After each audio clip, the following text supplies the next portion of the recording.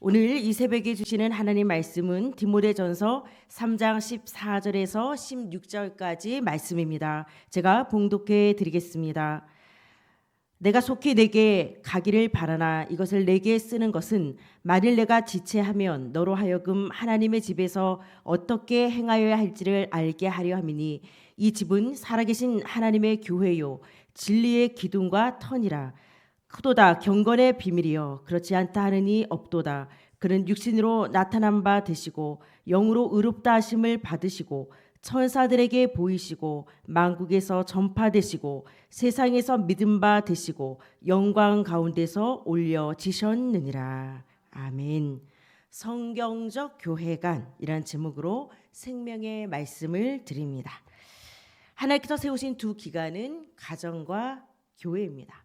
하나님이 세우셨다는 것 자체는 바로 하나님이 주인 되시고 또 하나님이 인도하시고 또 하나님의 뜻을 이뤄나가는 곳이라는 의미입니다. 최초의 가정 에덴 동산의 아담과 하와의 가정이었습니다. 그리고 교회의 기원은 이스라엘 이 광야 시대의 성막으로부터 출발해서 솔로몬 시대에는 성전으로 그리고 신약 시대로 넘어와서는 마태복음 16절 베드로의 그 믿음의 신앙 고백과 또 마가다락방의 성령 강림 이후로 이제 교회가 공식적인 출발을 하게 되었습니다.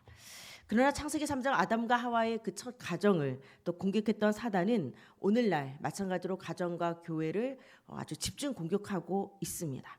하나님 나라 확장의 사명을 결국은 감당하지 못하도록 하나님이 세우신 그 본질을 놓치도록 공격하고 있는 것입니다. 오늘날 한국교회는 참으로 놀라운 하나님의 축복을 받았습니다. 그래서 세계 10대 교회에 드는 교회가 우리 한국에 5개 이상 있을 정도로 이제 큰 이 대형 교회들도 있고 또 많은 성도들이 있습니다. 그러나 한국교회가 세상의 이 빛과 또 소금의 사명을 역할을 또 감당하지 못하는 경우들이 많이 있다 보니까 안타깝게도 비난과 그런 지탄의 대상들이 종종 되고 있습니다. 이처럼 교회가 본래의 사명을 놓쳐버릴 때 교회가 또 세속화되었기 때문에 이러한 위기 만난 시대를 살아가고 있습니다. 그래서 2050년이 되면 기독교인의 감소 비율이 인구 감소 비율보다 9% 32.4% 따져보니까 딱 3.6배가 높더라고요. 3.6배가 높다는 예측이 나오고 있습니다. 본문을 통해 사도 바울은 그래서 이 에베소 교회 에서 사역하고 있는 디모데를 향하여서 올바른 이 교회관을 또 급한 이 아비의 마음으로 심어주고 있습니다. 교회는 창조주 하나님께서 인간을 창조하신 그 하나님의 계획 속에 구원자 예수 그리스도를 보내셔서 바로 그 예수 그리스도의 피를 뿌려서 세운 곳이고 또 성령 하나님을 통해 교회를 운행하시고 또 교회를 통치하고 있습니다. 이처럼 성부, 성자, 성령 삼위 하나님의 역사 속에 교회가 세워졌고 또 그런 하나님의 뜻과 계획을 이루어 나가는 곳이 바로 교회인 줄 믿습니다. 따라서 오늘 본문 말씀을 통해서 성경적인 교회관 확립하셔야죠. 그렇지 않으면 우리는 늘 시험 들 수밖에 없고 교회를 떠날 수밖에 없습니다. 성경적인 교회관을 확립하고 이 자리에 계신 우리 성도 여러분들이 하나님 나라 확장의 주역으로 멋지게 쓰임 받으시기를 주님의 이름으로 축복합니다. 첫 번째로 살아계신 하나님의 집입니다. 오늘 본문 15절에 보면 하나님의 집, 하나님의 교회라는 표현을 쓰고 있습니다. 이걸 단순히 집과 교회라는 어떤 공간적인 그런 건물을 말하는 것이 아니라 성도들의 집합체인 교회를 말하고 있습니다. 저도 이제 세가족 교육을 또 매주 하다 보니 세가족 분들에게 이야기합니다. 여러분들이 오신 곳은 예원교회라는 교회당 그 건물을 오신 겁니다. 이 교회당 건물 자체가 구원을 주시지 않습니다. 우리가 정말 교회의 축복을 누려야 되는 이유, 그럴 때 이제 이 구원의 축복을 누리게 되는 이유를 설명하고 있습니다. 우리가 교회를 헬라어로 에클레시아, 너무 잘 알고 있습니다. 세상으로부터 불러냄을 받은 자들의 모임입니다. 우리가 허물과 죄로 죽었던 본질상 진노의 자녀였던 우리를 하나님께서 긍휼히 여기시고 너무도 사랑하셔서 하나님께서 이 불신 세상으로부터 우리를 구별되이 불러주신 현장, 바로 그 모임이 교회인 것입니다. 그래서 우리가 성도라고 할 때는 거룩하게 구별된 무리, 그래서 우리는 성도라고 이야기하고 있습니다. 이런 이야기가 있습니다. 가정은 작은 교회고 교회는 큰 가정이다. 이처럼 우리가 집이라는 표현을 쓰고 가족이라는 표현을 쓸 때는 바로 이 교회가 어떠한 성격을 갖고 있는지 의미하고 있습니다. 초대교회 당시 어떤 교회 건물이 없었습니다. 다 가정교회로부터 그 모임으로부터 시작되어서 이 교회가 세워졌기 때문에 우리는 영적 가족 공동체로서의 교회의 개념을 너무도 잘 반영하고 있는 표현인 것입니다. 그런 의미에서 교회가 하나님의 집이기도 하고 또 성도 여러분 개개인이 또 이 성전된 축복을 누리기 때문에 여러분들이 바로 하나님의 집이 되는 것입니다. 그 증거로 참고로 히브리서 3장 6절에 보면 그리스도는 하나님의 집을 맡은 아들이요 우리는 그 아들로 인하여 양자로 입적된 자녀인 것입니다. 그래서 그리스도는 하나님의 집을 맡은 아들. 그리고 고린도전서 3장 9절에 보면 우리는 하나님의 동력자고 너는 하나님의 밭이다. 그리고 하나님의 집이다라고 성도의 정체성을 친히 밝혀주고 있습니다. 또한 하나님의 교회는 교회가 사람들의 모임 같고 사람들이 운영하고 사람들이 일하는 것 같지만 결국 모든 소유권과 결정권이 누구에게 바로 하나님께 있음을 의미하고 있습니다. 하나님의 주인이시고 하나님이 소유하시고 친히 하나님이 다스리시고 결정하시고 하나님의 원하시는 대로 행하시는 거기 때문에 그래서 저는 저희 예원교회 예수님이 원하시는 교회 너무 성경적인 이름이다라고 생각하고 있습니다. 우리가 사람에게 인정받고 또 사람이 원하는 교회로 서 나가는 것도 중요하지만 이 땅의 모든 지상 교회는 예수님이 원하시는 방향 맞춰가면 하나님께 인정받는 교회가 될 수밖에 없습니다. 자, 그래서 사도 바울은 갈라디아서 1장 13절에 본인이 유대교회에 있을 때 내가 하나님의 교회를 심히 박해하고 멸하였다라고 고백하고 있습니다. 그리고 고린도전서 15장 9절에도 나는 사도 중에 지극히 작은 자다. 하나님의 교회를 박해하였으므로 사도라 칭함받기를 감당하지 못한다라고 말하면서 그냥 교회를 핍박했다고 얘기하지 않습니다. 하나님의 교회라고 얘기하고 있습니다. 어제 저희가 이제 이 대교구별 기도 모임이 있었습니다. 그때 저희가 잠시 강단을 풀어주면서 하나님의 교회, 안산홍 장길자 여러분 세상에 이단들이 다 이걸 장난질을 쳐서 그렇죠. 사실 굉장히 성경적인 표현들이 많습니다. 특별히 에베소 교회가 세워진 당시 에베소 지역은 어떤 지역이었습니까? 사실 성경적인 교회관이 확립되지 않으면 여러분 이 지역 이 문화 자체가 지역 자체가 완전히 교회가 사실은 영향을 받을 수밖에 없는 위치였거든요. 물질적 도덕적으로 타락했기 때문에 세속적 도시의 그야말로 전형이었습니다. 거대한 항구 도시였던 만큼 그만큼 많은 우상들이 들어올 수밖에 없었고 정치적, 종교적, 문화적으로 굉장히 중요한 역할을 했습니다. 한국 끼고 있으면 그럴 수밖에 없는 거죠. 7대 불가사의 중에 하나인 아데미 신전. 어마어마한 규모와 굉장히 화려했던 신전이었습니다. 이런 도시에 에베소 교회를 세웠다라는 것입니다. 특별히 그냥 하나님의 교회도 아니고 살아계신 하나님의 교회다라고 말을 할 때는 에베소에 있는 이방 신전들은 사람이 만든 우상 앞에 소원을 비는 그야말로 허공을 치는 것과 같지만 교회는 규모 문제가 아니라는 거죠. 규모가 크든지 작든지 상관없이 왜 큰 교회만 하나님 역사하시는 거 아니거든요. 규모와 상관없이 살아계신 하나님께서 임재하시는 구별된 장소가 바로 교회이지 않습니까? 따라서 우리가 복음을 전할 때 위축되지 말아야 될 거. 나라는 성전 안에 거하시는 하나님의 임재는 완전하십니다. 그 그리스도의 능력은 완전하시기 때문에 우리는 최고의 하나님의 자녀라는 신분 의식, 최고의 이 분명한 신분 의식을 갖고 최고의 신분을 가진 존재라는 이 자신감 가지시기를 바랍니다. 우리가 갈렙의 이름의 뜻이 개거든요. 개. 물론 개에 충성된 부분도 있었지만 에돔 족속. 사실은 그럼에도 불구하고 하나님께서 갈렙을 세우셔서 하나님이 주신 그 하나님의 언약 중심으로 붙잡고 나아갔을 때 하나님께서 그 땅을 우리에게 주시리라 헤브론 산지를 정복하는 응답을 허락해 주셨습니다. 내 수준과 상관없이 우리에게 주신 언약을 붙잡고 나갔을 때 하나님께서 리더의 리더로 세워나가는 것입니다. 그리고 그 누구도 두려워서 도전하지 못했던 그 안악산지를 정복함으로 살아계신 하나님의 능력을 몸소 체험하는 증거를 가졌습니다. 마찬가지로 여러분들이 이번 한 주간도 하나님의 살아계심을 체험하고 또 그 하나님을 증거하는 참 믿음의 사람 되시기를 주님의 이름으로 축복합니다. 두 번째로 진리의 기둥과 터입니다. 오늘 본문 15절에 보면 진리의 기둥과 터, 진리가 무엇이냐? 바로 요한복음 14장 6절에도 분명히 나와 있습니다. 내가 곧 길이고 진리고 생명. 너희가 그토록 찾고 있는 그 진리, 그 생명, 그 길이 바로 나다라고 분명히 말씀을 통해 우리에게 알려주고 있습니다.